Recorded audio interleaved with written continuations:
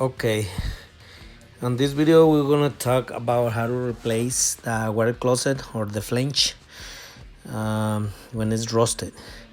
About this in the plumbing supply store, and then you just put it inside a 4-inch pipe, and then you just make sure it's lined. You can use a tape measure to make sure it's lined, and then you can use Allen wrench. You just tie these bolts.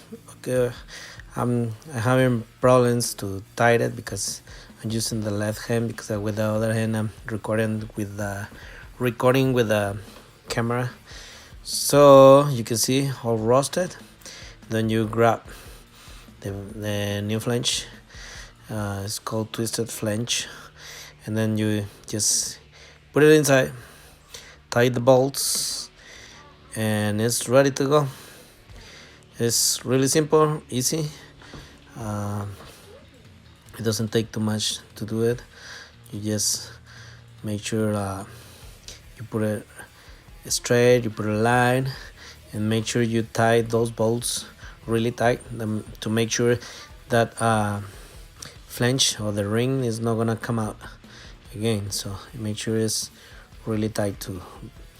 That way you don't gonna have any kind of water leaks. All right, and then you pull it out. You see it's really strong, so it's not gonna come out. Then I have the ring, the how to call it, wax ring. They call it wax ring. On this case I'm using rubber one. They're really nice.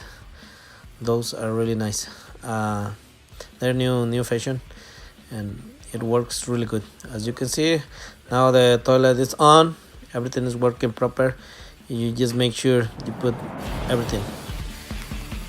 Okay, thank you for watching this video. Give me a like, subscribe, share the videos, and that way you can help me out a little bit.